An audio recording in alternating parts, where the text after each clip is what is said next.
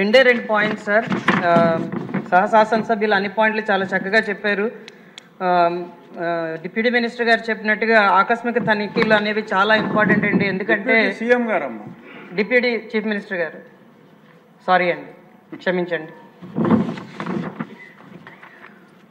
ఎందుకంటే ఏపీఓలు, ఈ technical assistants, ఈ ఫీల్డ్ అసిస్టెంట్స్ ముగ్గురు ఒక గ్రూప్ కింద ఫార్మ్ అయ్యి ఖచ్చితంగా కొన్ని కోట్ల రూపాయలు దోచేయడం జరిగిందండి.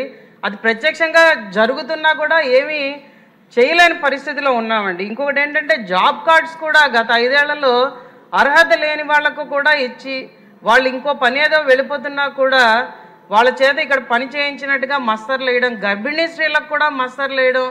ఈ సోషల్ ఆడిట్ గురించి అడిగితే ఏమంటున్నారంటే ఈ ఏడాది పనిచేస్తామండి, ఏడాదికి ఒకసారే సోషల్ ఆడిట్ అవుతుంది కాబట్టి మళ్ళీ వర్షాలు వస్తాయి, మళ్ళీ కప్పడిపోతుంది, నీళ్ళు నిండిపోతాయి కాబట్టి ఎవరికి కనిపించదు. కాబట్టి ఇది ఏంటంటే ఒక లూప్ హోల్గా వాడుకొని ఖచ్చితంగా చాలా అవినీతి జరుగుతున్నది. కాబట్టి సోషల్ ఆడిట్స్ మీద ప్రత్యేక దృష్టి పెట్టమని, అలాగే అందాల్సిన పేదవాళ్ళకి ఖచ్చితంగా 300 రూపాయలు అందట్లేదండి, 100 దినాలు పని రోజులు కూడా రావట్లేదు. కాబట్టి దాని మీద ప్రత్యేక దృష్టి పెట్టాల్సిన అవసరం ఉంది. కాబట్టి దాని మీద ప్రత్యేక శ్రద్ధ వహించమని కూడా మన